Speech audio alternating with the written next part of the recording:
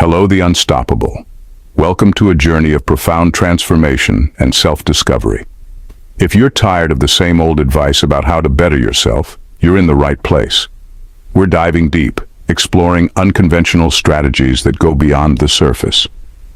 Prepare to be challenged, entertained, and inspired as we reveal how embracing your dark side, savoring solitude, relentlessly questioning yourself, and mastering emotional alchemy can unlock your true potential. Get ready to see yourself in a whole new light and take control of your life's narrative. Let's get started on this extraordinary adventure. Number 1, embrace your dark side.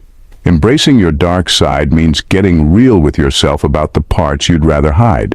It's about owning up to your flaws, insecurities, and those not-so-pretty emotions without giving yourself a hard time. Think of it as getting to know the parts of you that love a good gossip, feel jealous when your friend gets a promotion, or want to hide under the covers when things get tough. Everyone has a shadow self, and pretending it doesn't exist is like ignoring that stain on your favorite shirt. Eventually, everyone notices. By acknowledging these less glamorous aspects, you actually gain control over them. Instead of letting your insecurities run the show, you start to understand why they exist and how they can push you to grow. Here's the kicker. When you stop pretending to be perfect and start embracing your whole self, you become more relatable and authentic. People respect honesty, and they can tell when you're being real. Plus, understanding your darker traits allows you to turn them into assets. That jealousy, it can motivate you to work harder. Those insecurities, they keep you humble and empathetic. So instead of being afraid of your dark side, invite it in for a chat. It might just teach you something valuable and make you a more balanced, self-aware person in the process. And hey, if nothing else, it's way less exhausting than trying to be perfect all the time. Number 2, strategic solitude. Strategic solitude is all about getting comfortable with being alone without feeling like the world is ending. It's about using your alone time to really dig deep into what makes you tick. We're talking about those moments when you don't have anyone around to distract you or fill the silence. No texts, no social media, just you and your thoughts.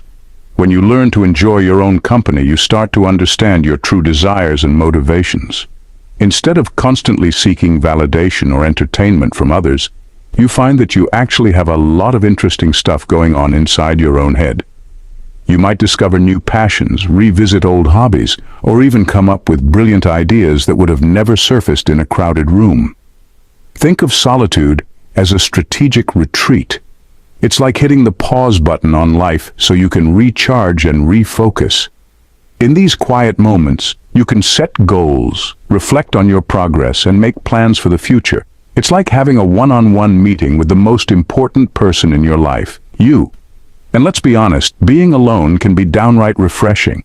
No need to compromise on what to watch on Netflix, no awkward small talk.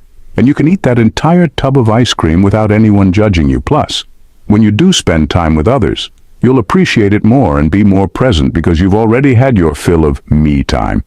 So, don't dread those solo moments. Embrace them. Use them to become more self-aware and to gain a clearer understanding of what you want out of life. It's not about being lonely, it's about being comfortable in your own skin and knowing that you're your own best company.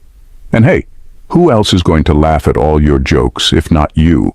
If you're finding value in this video and enjoying what you're seeing, please take a moment to pause and hit that subscribe button for the Unstoppable She channel. Your subscription helps us continue to bring you more empowering and inspiring content. We appreciate your support and can't wait to share more with you. Thanks for being a part of our community. Number 3, pursue relentless self-interrogation. Pursuing relentless self-interrogation is like being your own private detective. It's about regularly questioning your beliefs, habits, and choices to make sure you're not just coasting through life on autopilot. You know, those moments when you ask yourself, why do I do this?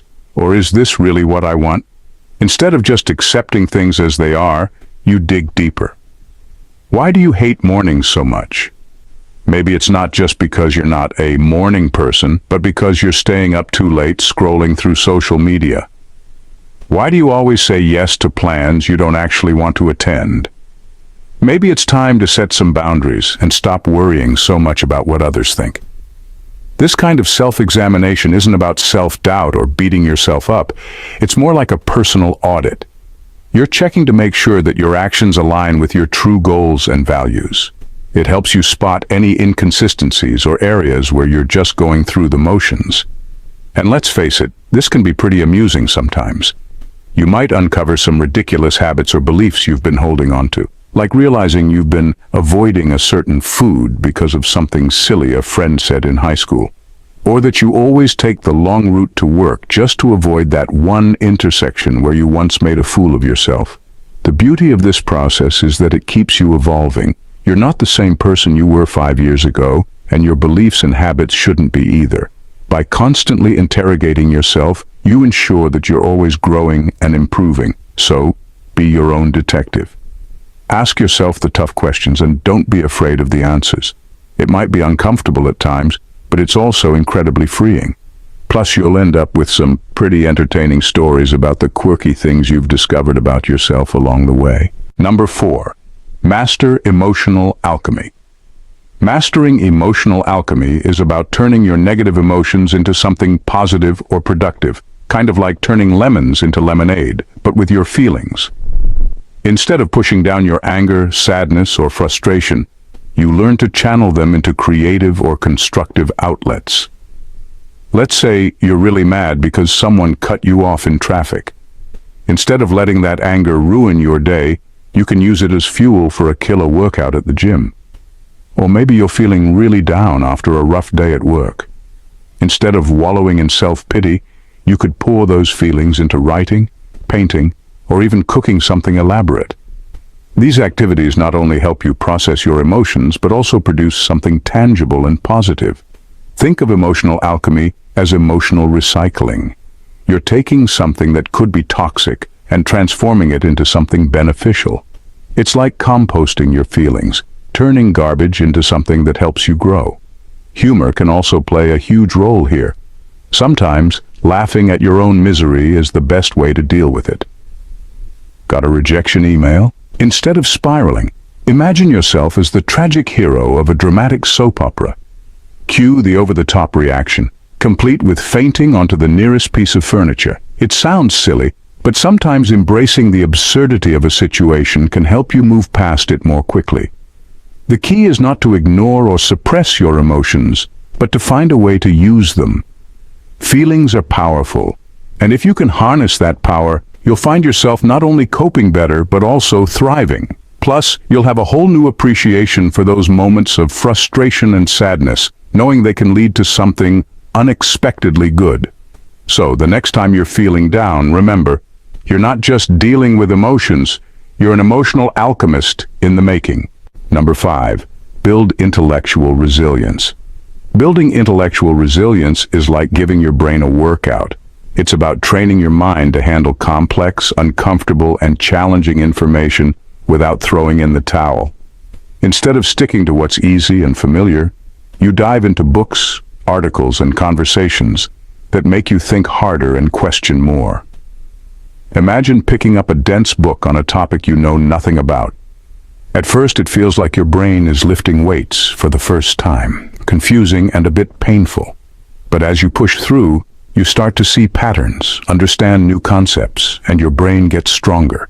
It's like learning to love the burn at the gym, but for your mind. Engaging in difficult conversations is another great way to build this resilience. Instead of avoiding debates or discussions on tough topics, you jump in, ready to listen and learn. Sure, it can be uncomfortable and you might feel like you're fumbling your words or not making sense.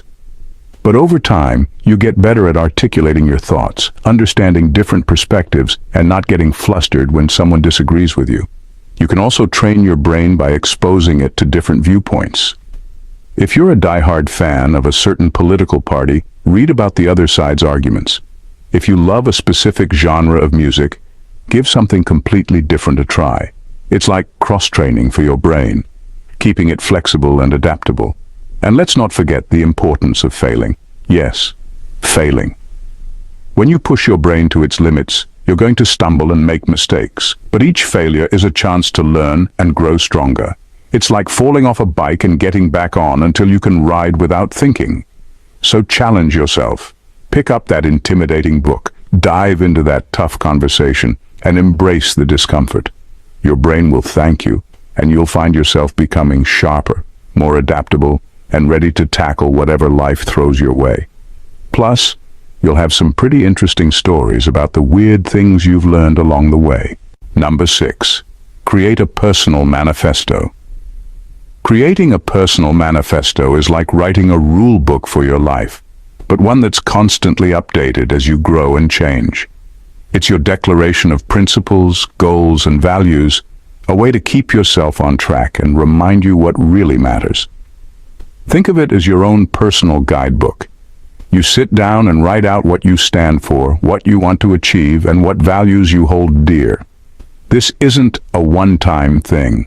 Your manifesto should evolve as you do. When you have new experiences or learn something that shifts your perspective, you update it. It's like software updates for your life philosophy. Writing a manifesto can be surprisingly fun. You get to be brutally honest with yourself about what you really want.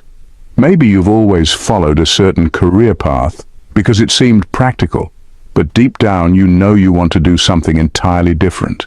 This is your chance to acknowledge that and make a plan to pursue it. Humor can make this process even more engaging. If one of your values is to never take life too seriously, you can include a reminder to dance in your living room when no one's watching, or to have dessert first at dinner sometimes. It's about capturing the essence of what makes you, well, you. Once you have your manifesto, it becomes a touchstone. Whenever you're faced with a tough decision or feeling lost, you can refer back to it. It's like having a conversation with your past self, who's got your best interests at heart. It keeps you grounded and focused on what truly matters. And let's be real, having a personal manifesto just sounds cool. You'll feel like a revolutionary thinker with your own set of guiding principles.